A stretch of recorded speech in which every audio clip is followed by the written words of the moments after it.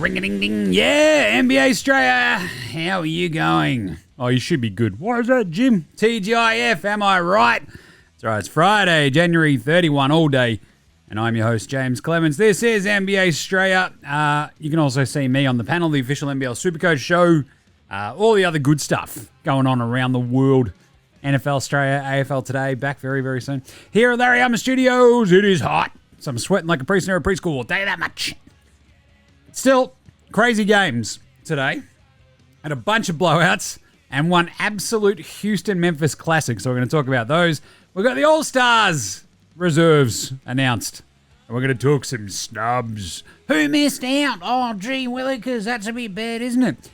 Terry Rozier might be going to JJ. That's right, jail. Terry Rozier jail. I also fixed the All-Star game in Outback Takehouse today. Just FYI. We'll wrap up those games really quickly today, but we've got That's Not an iPhone, mate. No, mate, Spud of the Night, Than Lonzo Ball. We've got a bunch of yeah-nahs, listener yeah-nahs, which is really good. We've got the Unpopular Opinion of the Day in Outback Takehouse, as I mentioned, where we're serving up a very flame-grilled take. There is a Luke Longley Memorial Role Player of the Week and another quick KIWI Corner because Stephen Adams got out there today and was very good. And then we'll pick and preview every game for the weekend. Sound good? Good. Great. Then let's bloody well go. Episode 1197 of NBA Straya. Oh, let's go.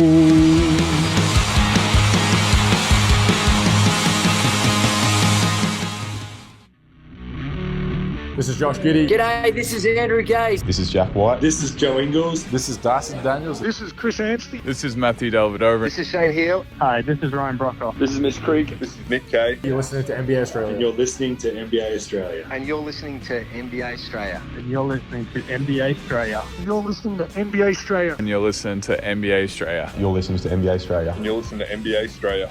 And you're listening to NBA Straya. And you're listening and watching NBA Straya. This is NBA Australia. Let's do it. Watch out for the shack attack. Wow, you better watch out for Kenny's butt crack on Inside the NBA today. That was pretty funny. Chuck beat him to the thing and his ass fell out. Anyway, let's start today's show the way we start every show here at NBA Straya, talking about butts. With the daily. Oh, is that a whip around? Is it a gym? Yes, it's a whip around. We have. Let's start with the All-Stars. The All-Star reserves were announced, and that's nice. It's like, oh, it's the other guys. It's like, okay, good. Remember, these are voted for by the coaches, and you know my long-standing approach to this is, I don't care, shut up, nerd coaches. They just give it to the fucking assistants anyway. Let the fans vote everything. Who cares what the coaches think the All-Stars should be? This entire thing at the moment is an absolute schmozzle. Oh, we're going to name the East and West All-Stars. Are they playing East versus West? No. What are they playing? In 3 different teams of 8. What are we doing? It's ridiculous. Just name the top 10 and then the next 14. Stupid. Anyway, the East reserves. The starters were Donnie Mitchell, Jalen Brunson, Giannis Antetokounmpo, Jason Tatum, and Karl Anthony Towns. Your reserves were Jaylen Brown. Sure. Pascal Siakam? Okay. Darius Rucker, Judy Garland. Don't mind that. Cade Cunningham. My man. Evan Mobley. Dame Lillard. And there goes my tiny hero. Watch him become an all-star. Interesting vibes. The big snubs. Obviously, Trae Young. Talk about him again in a second. Oh, no, he just leads the NBA in assists per game and point-assist double-doubles. And the East in 30-point 10-assist games and 20-point 10-assist games. And LaMelo Ball became the first player in NBA history to be a player who led their category in All-Star voting, like East guard, West guard, West front court, whatever. No players led the position group as ever not actually just made the All-Star team. But LaMelo didn't. He's injured anyway, so it's kind of moot, but still, it's ridiculous. My other one, though, is probably Tyrese Maxey. That dude has just balled out whenever asked. He's been carrying that Philly team, who has been absolutely horrible, but through zero fault of his, right? So it's probably the one that annoys me the most. Siakam, you kind of look at it and go, sure. But at the same time, you look at all of them and you go, do you want to put Trae in over Darius Garland, Cade Cunningham, Dame or Hero? Probably not. Nor LaMelo, Maxey maybe a slightly better chance there, but still. So the Siakam thing, you're like, what? All right. Because then you look at like the forwards and you're like, oh yeah, well, Paolo and Franz were injured, and there's no other good ones. Basically. It's like, well, we're not going to give it to OG. We're not going to give it to like Scotty Barnes. He's missed a bunch of games this year. Outside of that, like, I mean, Siakam is kind of like Paul George has barely played. And so off you go. It's very thin on the ground in terms of that forward spot that Siakam took, so good on him. Out west, joining your starters of Steph Curry, SGA, LeBron James, Kevin Durant, and Nikola Jokic, hello. You have the Ant-Man, Anthony Edwards, Anthony Davis, James Harden, Jaren Jackson Jr., wicked, Alpi Şengün, question mark, Jaylee Dub, Jalen Williams, and Victor Wembanyama. The snubs being basically, right, how the bloody hell did James Harden make it over Norm Powell, his teammate, or Zoobs? But at the same time, how did, like, quite literally, Şengün, I love him. You know I love him. But over Suvlaki King, Domantas Sabonis, and Zoobs, like, it's just a bit much.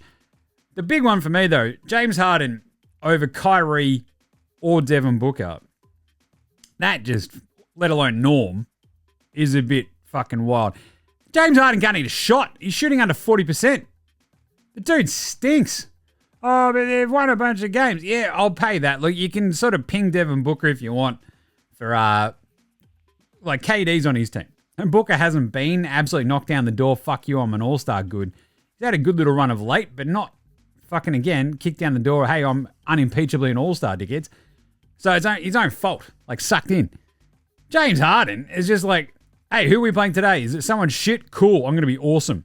Oh, God, is that someone good? Fuck. Old and fat. This sucks. Whereas Kyrie, all season has been fan-bloody-tastic. And you know my feelings towards Kyrie. I think he's a fuckhead for the most part. But the last 2 years in Dallas, he's been good. And he's fucking kept his head down, not being a cockhead, and probably deserves to be an all-star over James Harden. Same time, I'm not going to get too bent out of shape because I fucking think this absolute schmoz of an all-star is going to be a shit show anyway. Hey, anyway, Terry Rozier going to JJ. Terry Rozier is being investigated by federal investigators, for suspicious betting activity in a game that he played in 2023 when he was back on the Hornets. Apparently, it raised the alarms of US Integrity, which is a thing that works with sports entities, gambling operators, and government agencies.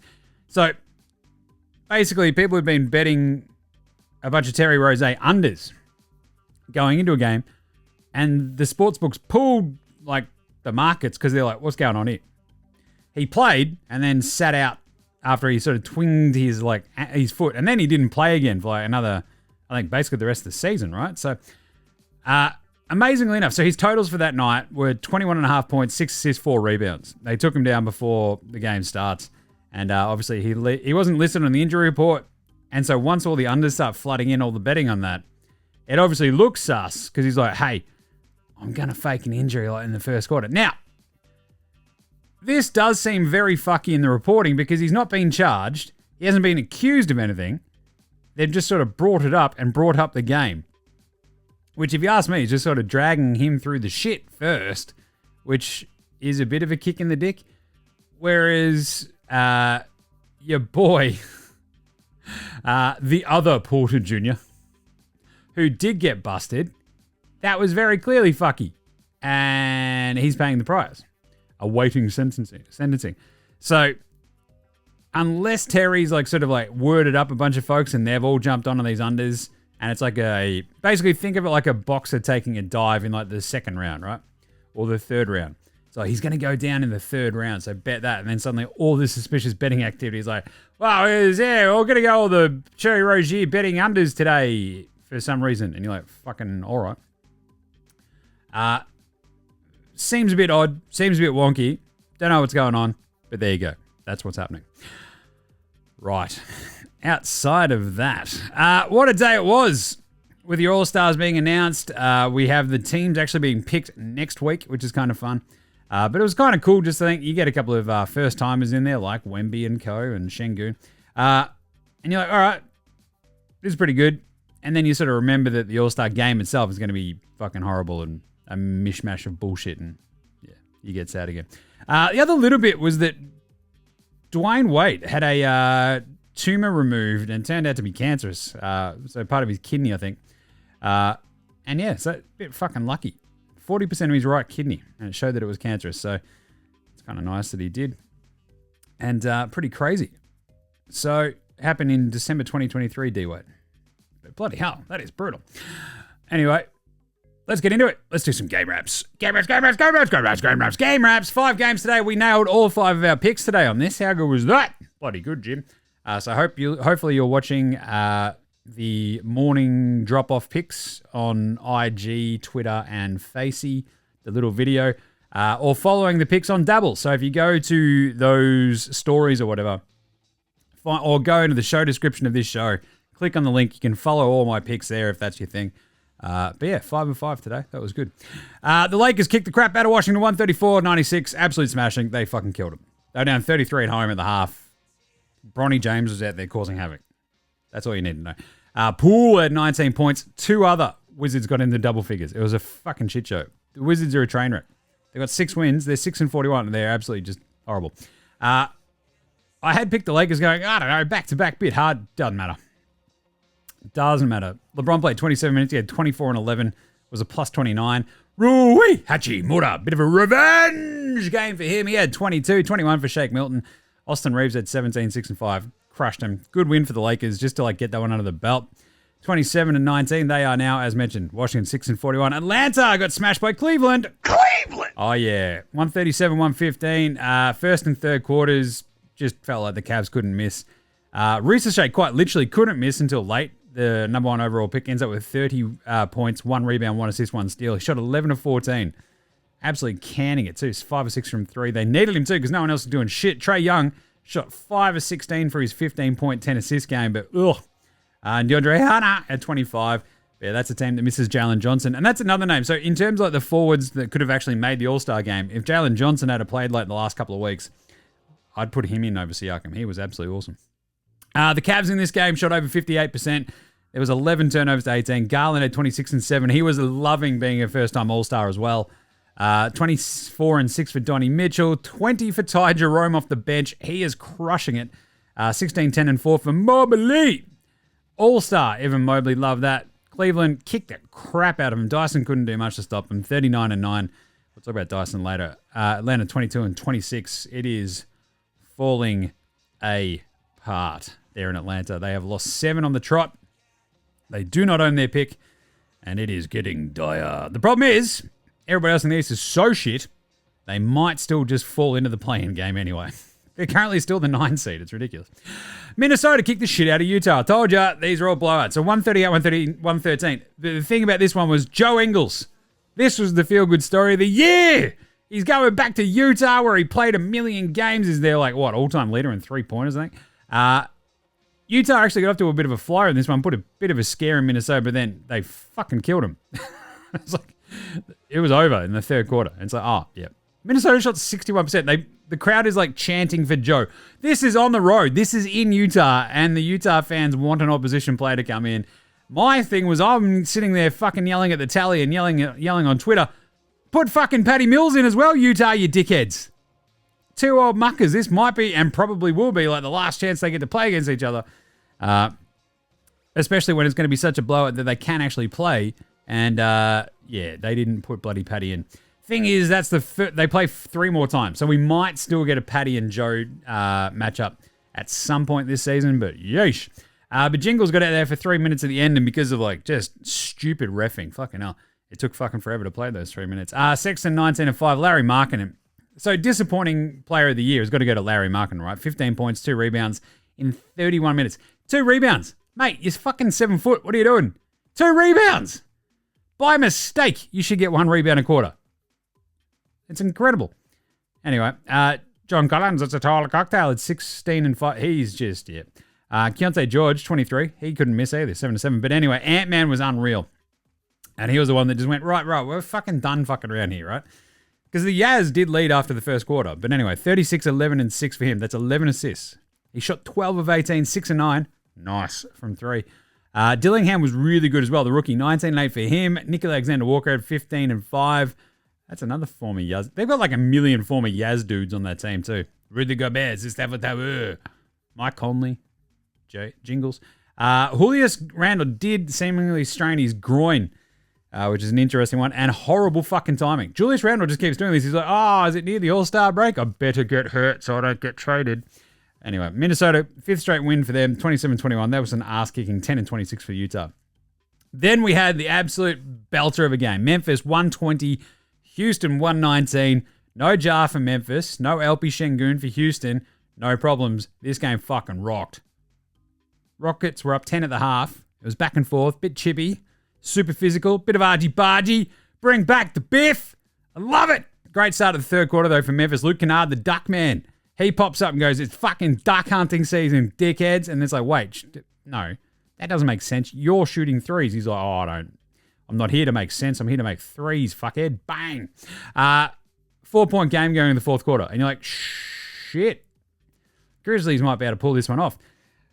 Then it's a 1-point game. And you're like, here they come. And it's like neck and neck. And then Houston settled in. They got back up 8. 6 minutes to go. Triple J had gone out due to foul trouble. He comes back in. Taylor Jenkins trusts him to play out the last 6 minutes with 5 fouls. And they finish on a 13-4 run because Houston just go into a complete and utter offensive funk and can't do shit. It was horrible. And that's that's kind of the thing now for Houston where you go, have they, defensively, they're amazing. Have they got any problems? Yeah. At the end of a game, they're like, hey, Fred VanVleet, save us. And he's like, all right, shit. Like, if you're going to do that, make sure he's having another kid. Like, you can't be doing, I've already got all my kids. Misses and popping one out soon. It's like, he needs that fucking exterior motivation and new dad strength, I think. Because he took the second last 3 and you're like, that's a bit fucking much. Give the ball to Jalen Green because Fred VanVleet's not here to shot all night. And then he takes the final one, wide open, misses it, and the game is over. After they fuck up. There was an incredible moment in this one where the refs fucked it so egregiously for the Grizzlies that you're like, this could go down as an all-time fuck up. Taylor Jenkins, they're basically Jalen Wells got the ball, wide open layup, turnover, off they go off the rebound, and Taylor Jenkins is like, go, and the ref's like, you called a timeout. It's like, no, I didn't. You fucking, what? Taylor Jenkins is screaming at the refs. The refs have very clearly shit themselves once they realized because they didn't give Taylor Jenkins a tech for screaming his fucking head off at them. So props to the refs for realizing their mistake, but actually not props to them for fucking up in the first place, you idiots. And then Jaren Jackson Jr. gets into the paint against Dylan Brooks, throws it up, gets fouled. So nice make-up call. He was definitely fouled. At that point, Dylan Brooks, you're going to be like, just as long as I don't foul him, we might be able to challenge. Nah, he fouled him. It was very, very, very bad. So he, anyway, puts him up and boom.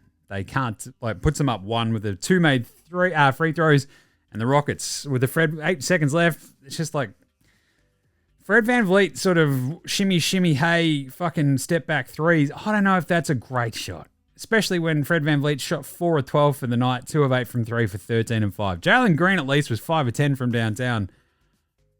And for reasons unknown to me or you, they were like, nah. Well, he couldn't quite get open. He was sort of just standing around as a decoy in that last play. It was fucking weird. Anyway, that's going to be the Rockets' big problem.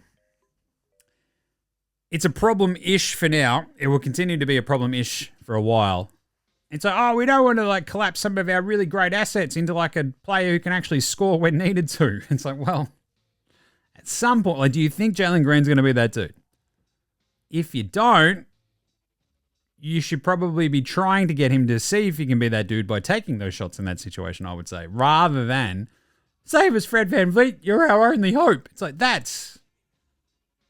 he's shot like shit. What are we doing? It's chaos. Anyway, Brooks had 22, fouled out on that Triple J play, 21, 7 and 4, and 4 blocks for Amen Thompson. Another awesome game. Tari Eason had 13. Jalen Green, as mentioned, 25, 6 and 5 for him. He shot 8 of 21 overall, but 5 of 10 from downtown.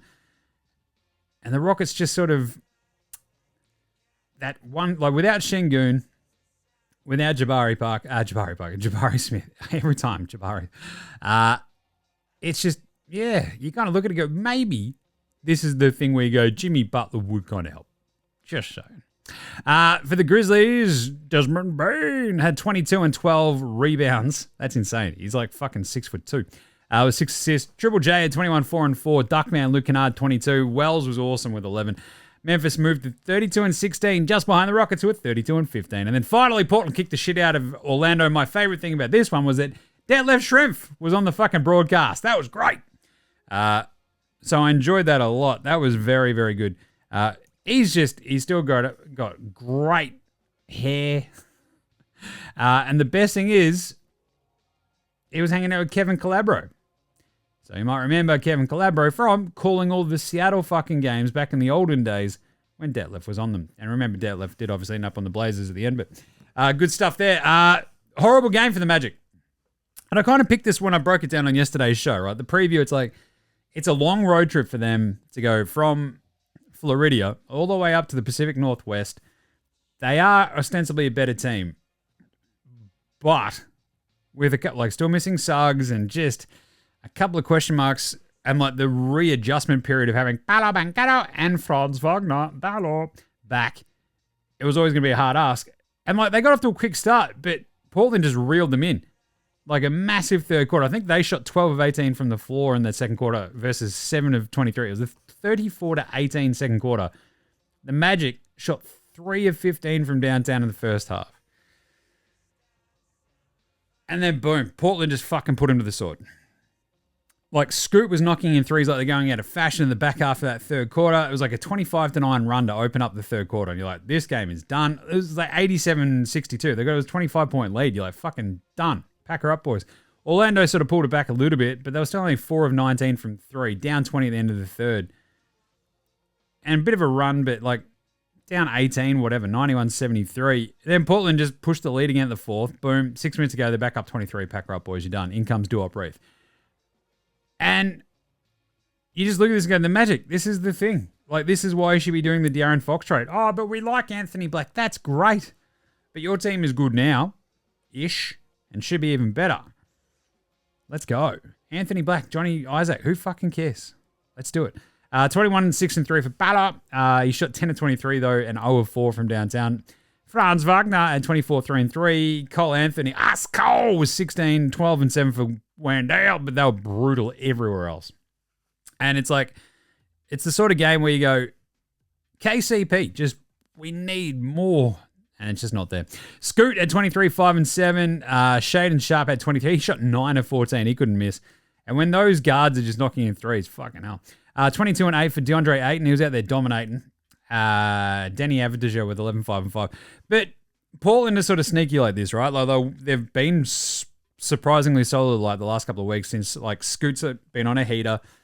They've had Simons. They've had Shaden. They've had their dudes. Danny's been really, really good. And Orlando probably just need like that one extra fucking gear that they can get to on offense, and they just don't have it when it's kind of without Suggs out there. So it's very hard. Anyway, Portland now 19 and 29. Orlando alarm bells are under 500. They're 24 and 25. All right, let's do an NBA Straya approved performance of, I believe, the night. That's not a night. That's a knife. Ant-Man just fucking grabbed that game by the scruff of the neck. It was awesome because he had done the same thing in his last game. And I'm like, this is the Ant-Man we need to see. This is the Ant-Man we expected going into this season. He had 36 points, 11 assists, 6 rebounds, shot 12 of 18. That is a hell of a game, right? Like, he was awesome. And then they just fucked him up. And that's exactly what you need from Ant-Man. 21, 4 and 4 for Triple J as well. He just made such a difference in that game. Newly minted All-Star Jaren Jackson Jr. deserved it. Was awesome in this game. And it's like, you sort of watch him and there's still a couple of weird dumb fouls every so often, right? Like the 5th foul at the start of the 4th, you're like, oh, don't know if you needed to do that one, Jaren. Anyway, he pulls it off. But also, really, the NBA Straya approved performance of the night has to go to that Utah crowd. Cheering on your beloved Joe Ingles, just like your fucking 20,000 versions of me, but way more Mormon, is very cool. Way to go, the Utah crowd, and way to go, Jingling Joe Ingles. Loved it. Honorable mention to Scoot and Shaden. I don't know what there is about that Blazers team. I love watching them. It's pretty crazy. Spud of the night. Spud, Spud, Spud, Spud, Spud, Spud, Spud, Spud, Spud, Spud, Spud, Spud, it is Spud of the night. Spud of the night. Trae Young. I am all for going hammer and tongs on the players who just got snubbed from an all-star game. And like looking for that sort of like fuck you performance in the next game. And I was like, ooh, maybe Trae. And then you're sort of looking at that game and I'm like, oh, I just don't like that much up against the Cavs. Stayed clear and thank fuck I did because he went 5 of 16. It was very bad. GG Jackson, the young fella, goes 0 of 5. We had Larry Nance Jr. go 0 of 5 as well. A couple of rough ones though. How about just Washington as a team in that Lakers game? They shot 31%. That's brutal. That's East Keeler under 14's gear. Trae goes 5 of 16 though. He was absolutely like an absolute Barry Crocker shocker. What's that? 31%. He had 10 assists, 2 turnovers, and just blah. 3 of 14 for Kyle Kuzma. Bob Carrington and Jonas Valanciunas both went 1 of 8 as well for the Wiz. So yeah, no one hit a shot on that fucking team. Bronny James, 1 of 6. Walker Kessler, 1 of 6. Bryce Sensible, 1 of 5. Keaton Wallace, 1 of 5. And, of course, nobody shot the bloody magic number, you jerks. I came very close to Jordan Poole and Larry Markkinen, but plenty of spuds there. How about Old Mate No Mates? Old mate, no mate. Old mate, no mate. Old mate, no mate. Old mate, no mate. Old mate, no mate. Old mate, no mate. Who's got no mates today? Jock Landale played a bit today. I'll get to that in Australian Player Watch. Can't buy a non-call from the refs, though. Bloody hell. The ref's like, who's this bloke? Nah, foul. I'm like, that's anti-Australian bias. Anyway, Old Mate No Mates, he's your mate. It's Trae, it's LaMelo, and it's Suva. There's a really good point brought up by Stan Van Gundy, though. So Trae takes to fucking internet land to go and have a fucking sook. He's like, it's no longer getting snubbed. It's getting trade. Sorry to my fans. It'll change eventually. All right. Talk soon. Wah, wah, wah. Okay, Trae. Have a fucking sook, mate. I mean, he's got the hair of a very small baby. He's now acting like it. It's no longer getting snubbed. It's getting trade. Fuck off, sook. Jesus Christ. The thing is, he's got a bit of a point. He leads the league in assists. He also leads the league in turnovers. He's shooting 40% from the floor and 34% from 3. He has the 16th worst effective field goal percentage in the fucking league. 16th. The vast majority of those people who are above him, the 15 players, are like rookies or players having like the worst years of their fucking career. Larry Markkinen. But Stan Van Gundy did point out very, very smartly, in some ways it's not fair to slight Trae Young for his lack of efficiency because he has to do a lot more for his team offensively than Darius Garland does for his. He can't be as selective. To a degree, right?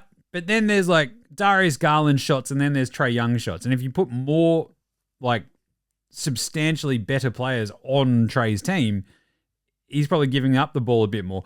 But at the same time, he's kind of never been that dude, right? And you do put him with another distributor like DeJounte Murray, and his fucking like efficiency didn't skyrocket, so he kind of is who he is. LaMelo, I thought that was a bit of a kick in the dick, and this is what I still reckon just the entire thing should be fan voted. And I've got another idea later on that I'll bang on about, but LaMelo absolutely crushing it in scoring. Just, I mean, it sucks that he got hurt, and probably if he hadn't been hurt, I reckon maybe he gets a bit of a nod. But the biggest one's probably LP Şengün over Suva.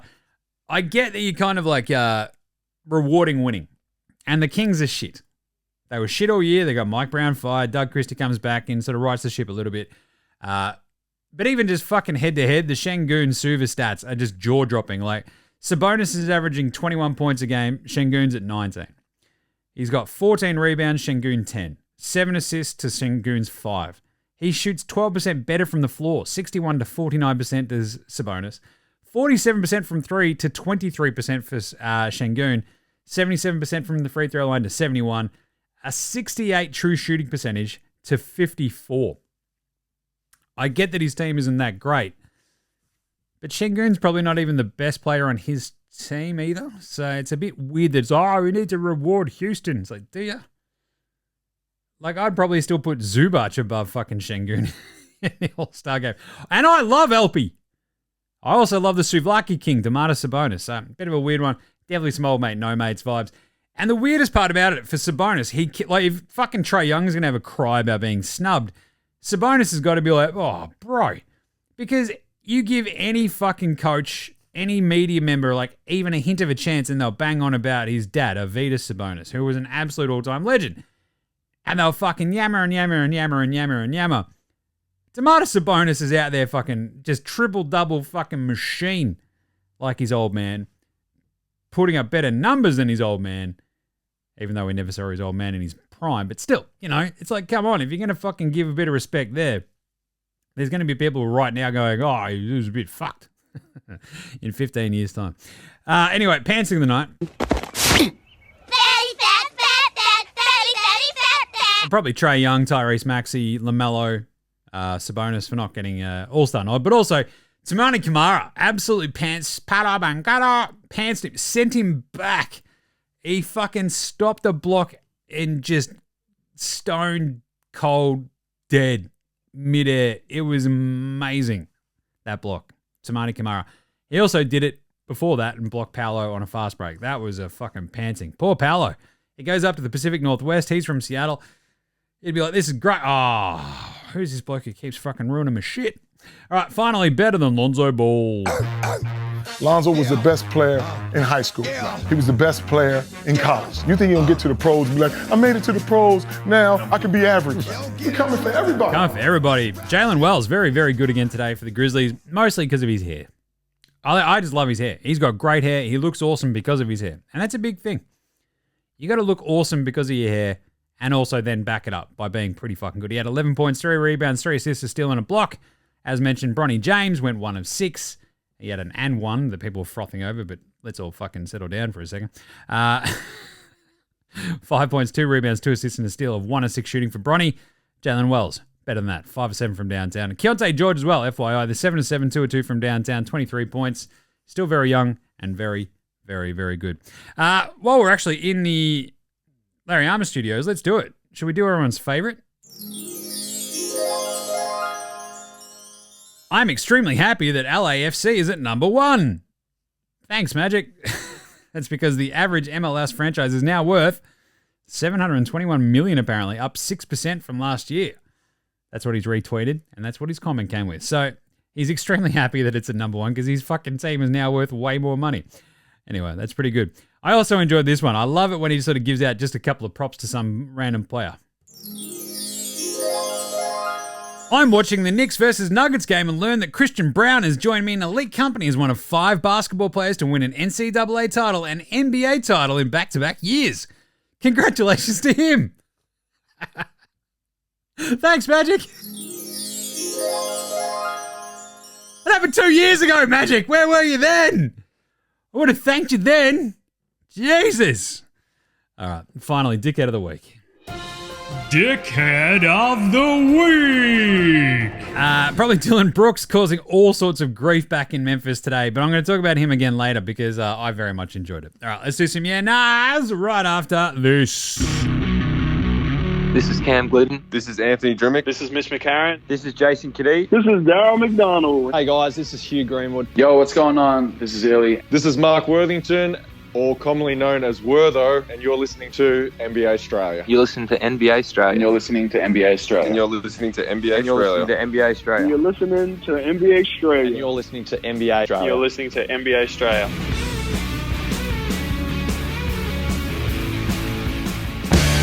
All right, let's do some yeah-nahs. Got a bunch of listener yeah-nahs for you today. A couple of crackers. Tim May, one of the Spin Twins. I love that. Anthony Black, Johnny Isaac, and a first-round pick for Fox. Kings get an up-and-coming point guard and a much-needed defensive backup center. Magic get that elite point guard they've needed for 4 seasons. Yeah. This is basically the one I was talking about yesterday. I think you have to throw in Gary Harris to make the salaries match. And I think I expanded it to getting Kevin Huerta as well. Because as we saw today, this is my thing. The Magic need 3-point shooting. It's like KCP is not enough. They just need fucking dudes who can hit some threes. And if Huerta can just do a little bit of something, it'll be better than what they've got. So, but I love that one from Tim, mate. Because I think Anthony Black, if you're going to get Anthony Black back in a trade for Fox, it at least gives you that young dude where you're like, cool, that can be another, I don't know, sort of step into the void left by Fox. And we can sort of like see how he develops.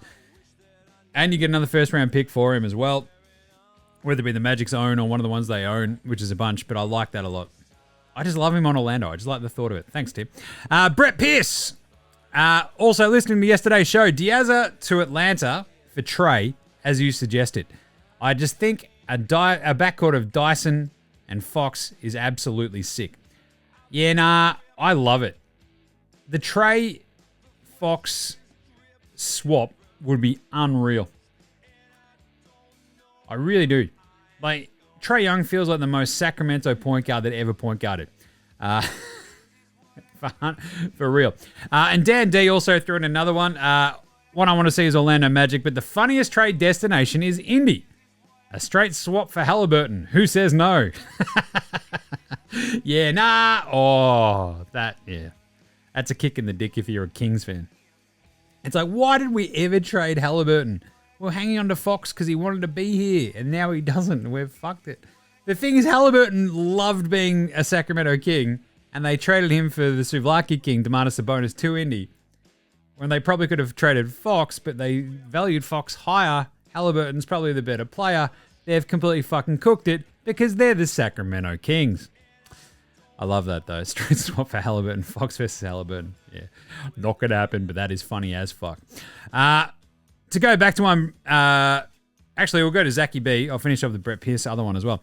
Yeah, nah, says Zachy B.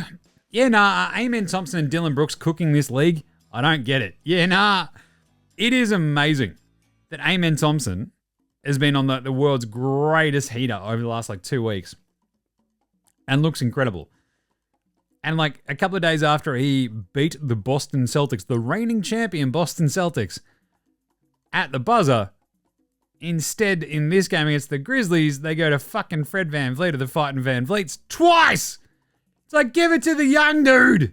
Either Jalen Green or Amen Thompson, not fucking Fred VanVleet. Jesus. But anyway, yeah, Amen and Dylan were awesome in that game today. And if you rewind and Jim going, fucking what are you getting Dylan Brooks for? For this sort of shit. He is exactly... I love that Ime Udoka's like, yeah, Dylan Brooks, let's fucking do it. I'll whip him into shape. And that's kind of the thing. I think I went back with Zachy B back and forth on this question. I love how you can see just how much of a difference. And I would love to be in the position to be writing or covering or something. Different coaches. And you spend a little bit of time with coaches every so often and you sort of see how they communicate. You sort of see how they communicate with their players on the bench, the sort of cut through that they have. And you can sort of see that some are much more effective than others, right? And you're like, this is kind of cool, very clearly a decent coach. And then you sort of spend any time around elite coaches and you're like, oh, right, the players also sort of buy into what the coach is saying, right? And they're just like fucking not a scary kind of doubt in their mind about it. And you sort of look at what Ime's done in Houston, and you sort of go, right. So he's come in from Boston, where he's been he's just been doing too much rooting. He gets a chance there with this young, unvarnished, fucking lump of clay team, right? Just have a crack. And JB Bickerstaff, who got fired from this fucking team, has got to be like, God damn it, man. What did I do? Why weren't these guys doing it for me? It's like, well, it's probably because you're not as good of a coach. And the same thing is, JB Bickerstaff, though, is very clearly a decentest coach over the years, right? Where he takes over Detroit, and they're not a fucking, train wreck like they were under Monty. And you're like, oh, this makes a bit of difference. But it's like JB Bickerstaff back in, the James Harden era, they bring back Mike D'Antoni, and then they have Steven Silas as, the poor guy who's just on a fucking hiding to nothing as they just go through that shit show, right? And Steven Silas is like, I had all these guys, basically, and I'm the guy who helped get you them. And then Ime Udoka comes in and goes, I'm going to fucking fix this. And the way that he has is just like jaw-droppingly amazing. Like how much better they are, even though they lose that game today. Like they're up by 10 at the half. Everyone's like just banging on about them.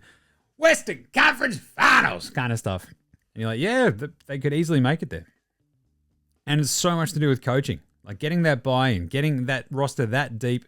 Like Dagono's doing the same thing in OKC.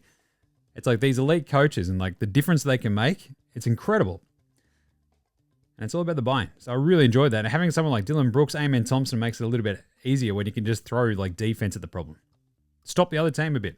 Unfortunately, Dylan Brooks also was in foul trouble, and like that is crazy 4-point swing in that game where I think they just sort of muffed a fast break alley-oop. Missed the sort of layup oop. Comes off the rim. They go back the other way, and Desmond Bain just like walks around Dylan Brooks because he's in foul trouble, and you're like, that's still Dylan Brooks. Brett Pierce, though, goes back to the All-Star world. Jim, All-Star weekend is set to be such a fucking mess that Caitlin Clark doesn't even want anything to do with it. I fucking love this because, So Caitlin Clark, they were like, hey, Caitlin Clark, do you want to like be involved in All-Star weekend? She's like, politely, no.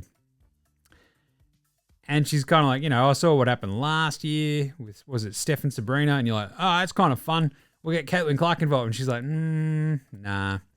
Everybody already fucking hates me in this league, so that'd probably just up it a little bit. At the same time, she's kind of like, this is going to be a dog's breakfast. I don't really want to be associated with it, so fuck that. That's a great call by Brett. But kind of leading into that one, the unpopular opinion of the day. Now look at me, please. Look at me. Look at me. Look at me. It's going to be a weird one because it's going to be in San Francisco and they're going to crank up the fucking PR. No. This has been a great All-Star weekend. I think it's back. It's like, no. I still think, like, I don't want to be a negative Nelly about this sort of shit either. I love All-Star weekend. I love the All-Star break. I love the dunk comp. I love the 3-point competition. Just put me in charge of making sure that it all fucking, like, conceptually works and people want to like watch it. And I'll get to that now back takeouts because I'm going to save All-Star game. But it's like, we've got this awesome new San Francisco fucking awesome stadium. Check it out. Yeah. It was a resounding success. Even the new sort of format, people loved it. It's like, nah. If you can't just go East versus West. Hey, remember the 95, 96 fucking All-Star games? Remember the one in Phoenix when I had the sick jersey? Remember the 2010 one in Dallas? Had awesome jerseys and all this. Like, no one can tell you who the fuck has ever won an All-Star game, basically, right? And when they did the mix and matching ones, the Elam endings, and they're just throwing shit against the wall, and this is like, we're going to have 4 teams, and we're going to get Chuck and Kenny and Shaq to choose them, and Shaq's like, I don't even know who many of these people are. Like, Shaq, they're fucking all-stars. He's like, I don't know. We're talking about basketball. I'll tell you what. It's going to suck. And I'm preparing for it. Preparing for the worst, hoping for the best. We'll see what happens.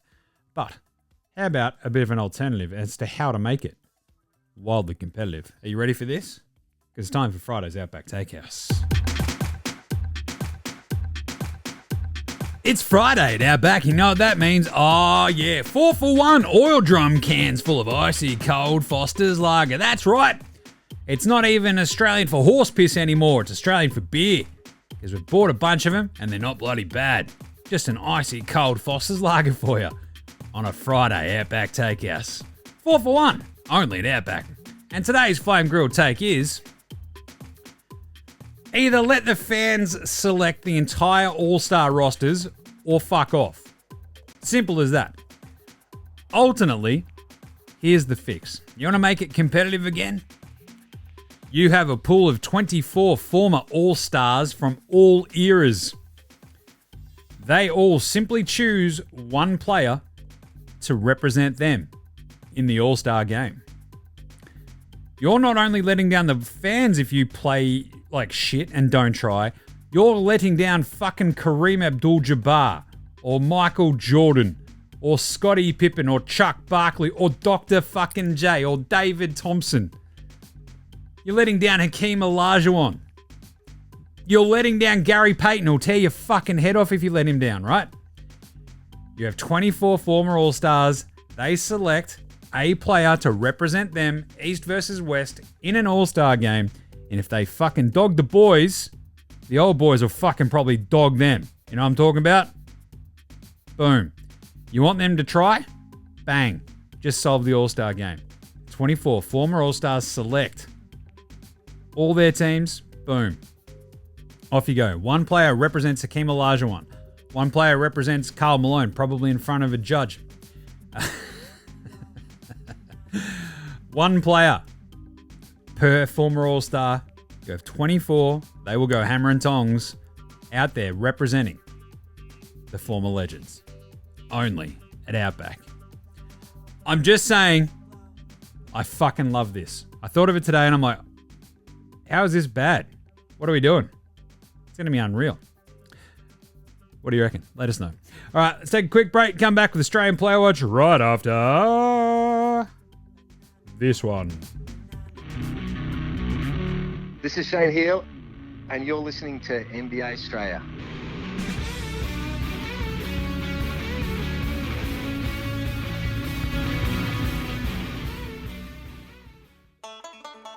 All right, time for NBA Straya's Australian Player Watch for a huge Friday, January 31 in the NBA. We only had the 5 games. We had plenty of Aussies, including an awesome showdown between Joe Ingles and Patty Mills. That was let down because Utah didn't play Patty.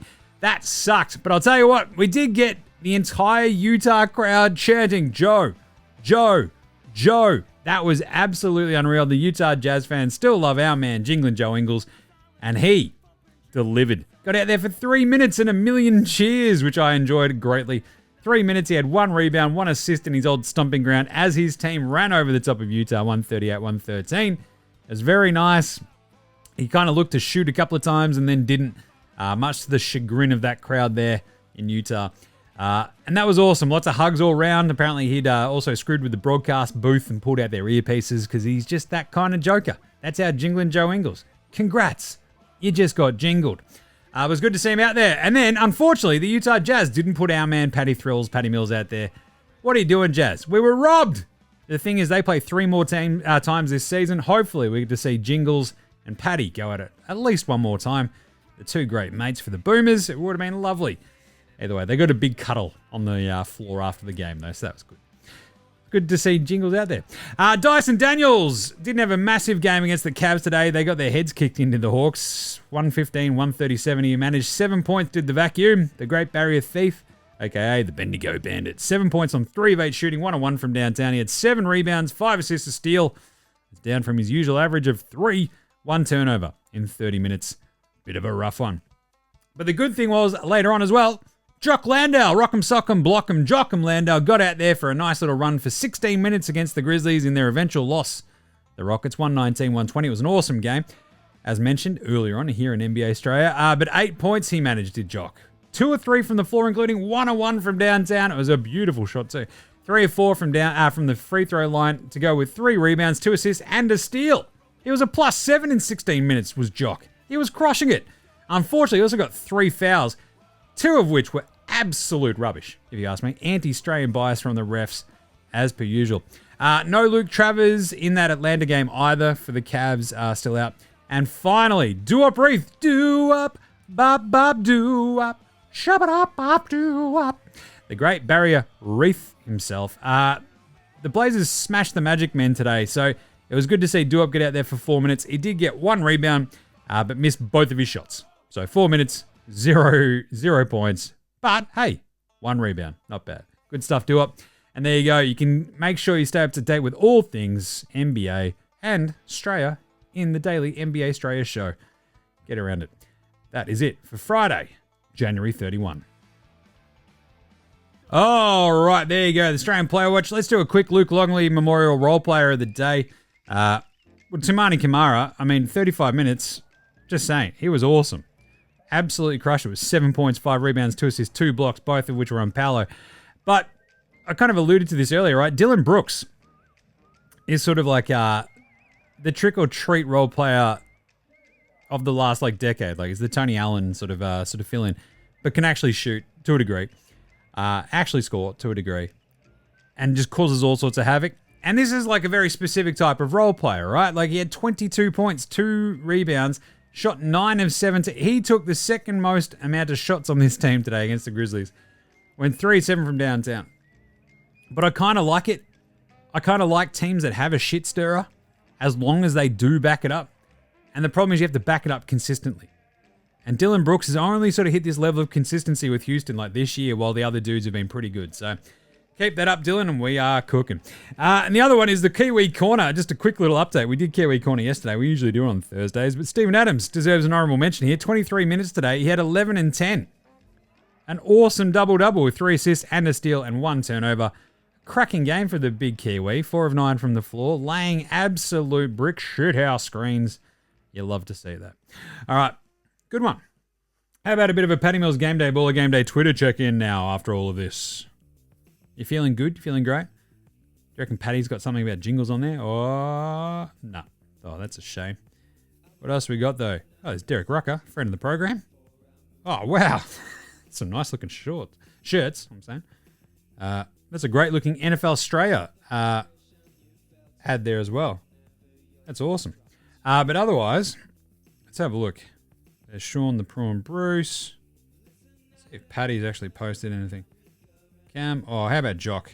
There we go. The Misso and the Doggo. In the... Oh. Off to Boston. Looking pretty good. Hanging out. Look at those awesome coffees. Houston Rockets basketball. A couple of his teammates causing all sorts of havoc. Hopping on the PJ. Good on you, Jock.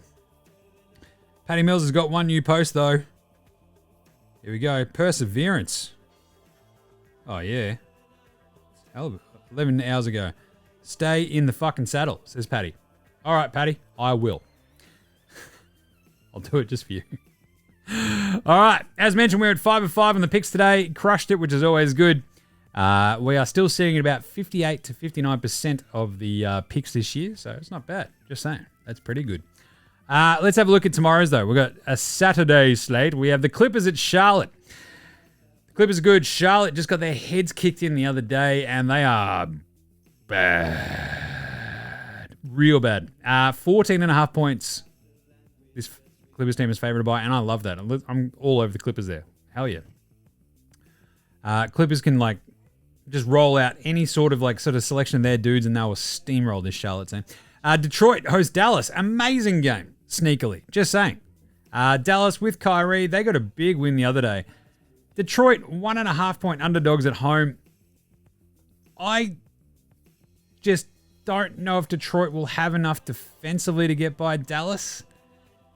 Dallas, even though they lost Derek Lively, Dan Gafford's been really good. They've got Kyrie. They've got Clay has actually, been hitting threes again, which is good. Detroit are sneaky, though. And if they can do a little bit of something, so I just don't know if Detroit are deep enough to hang with Dallas. Let's go Dallas minus 1.5. Denver go to Philly. They are 8.5 point favorites against the Sixers. Denver should smash them. Philly have been playing pretty well. Denver haven't. I think this is the bounce back for Denver, but I kind of think they might do it a little bit hard. Let's go Philly plus 8.5. Maxey's on an absolute tear. Don't know about Paul George, probably not playing with his busted hand, but yeah. Philly plus 8.5. I think they make them work for it. Backdoor cover there, especially at home. Denver have lost 3 straight on the road. They'll probably win, but Philly cover. Chicago at Toronto. The Raptors are winning games at a rate that is ridiculous. The Chicago Bulls are not, because they are bad. I'm going to go the Raptors minus 3.5 in Canada. Boston go to New Orleans. They are 10.5 point underdogs. The Pelicans at home. I'm going to go the Pels. Zion, DeJounte, CJ. There's just a little bit there that, look, Boston will win this one. I don't know if they'll smash the Pels on the road, but we'll go the Pels. Milwaukee, it's Algonquin for the good land. I think it will be tomorrow because they take on San Antone down there in San Antone to take on the Spurs. Giannis versus Wemby is fascinating. It's like watching two aliens go to battle on a basketball court. But I think the Bucks are a little bit too good. But Stephon Castle versus Dame, that'd be interesting. Spurs can probably keep that close, but it's only a 3.5 point line. That that might be even like Giannis related. If he's not playing, then we'll go Spurs. Phoenix plus 1.5 in Golden State. Golden State beat OKC yesterday. Phoenix gave up the ghost against the Wolves. I do think Phoenix match up a little bit better against the Warriors. A little bit more size. You know, KD will be out for a bit of revenge. So let's go the Suns. We get to Sunday. We've got Atlanta and Indy. Indy will keep up the sadness going for Atlanta. That'll be 8 straight losses there. Orlando head to Utah. It's a tough ask, but I think the Magic probably get one here finally. The Utah, yeah, as they at least got their dudes back today, and they still got their heads kicked in by the Wolves. I think Orlando can do it. Denver and Charlotte on a back-to-back. It's going to be a bit of a tougher one. That's why I think Philly can probably win that one. It's like the first leg of a back-to-back. It's always going to be a bit hard. We'll go Denver, though, to still beat Charlotte because they're a horror show. Brooklyn and Houston. Houston should roll this shell of a team there in Brooklyn. Minnesota host Washington. They will kill the Wizards. Just horrible. OKC Sacramento. Suvlaki King. He will be out for blood. I'll back him in to get a triple-double there, I reckon. But OKC should still win that game. The Lakers go to New York. MSG. The Mecca. The Knicks should win that, though. The Lakers have been improved. They were very good today. They barely had to put any miles on LeBron.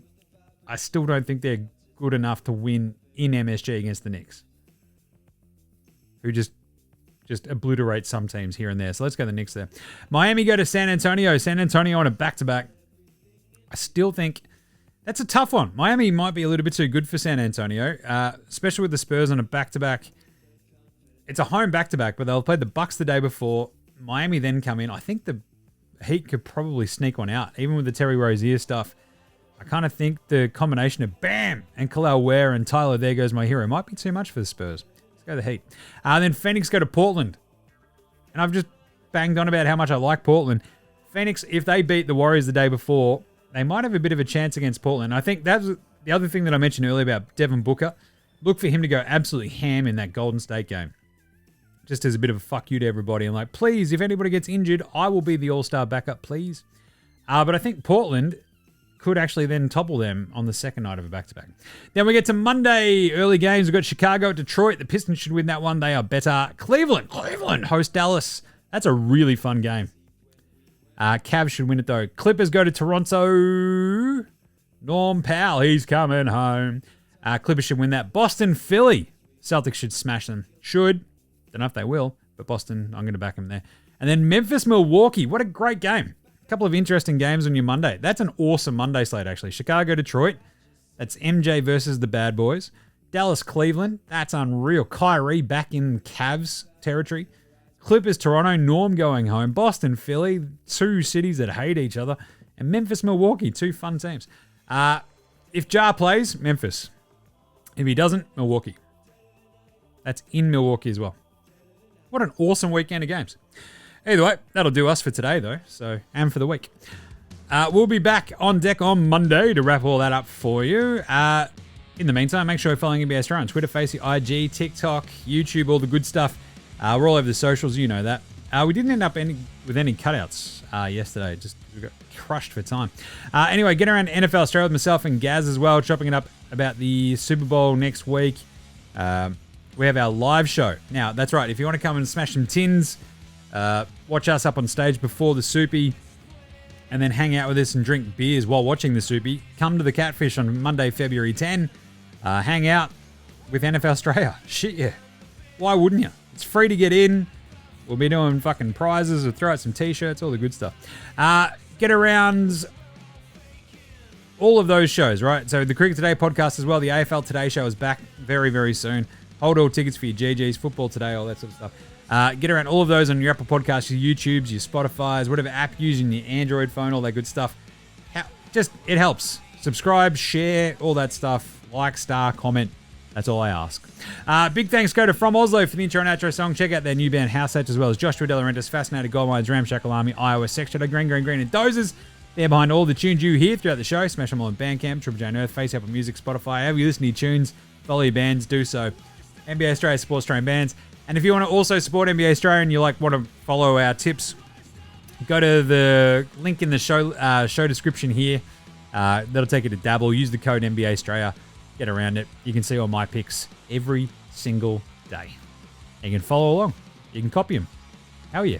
All right. We'll catch you on Monday, you dickheads. Have a great weekend. This is NBA Straya saying, look after yourselves, would ya? And snubbed! Snubbed! Dyson Daniels was snubbed! That's all right. Later, Hosen.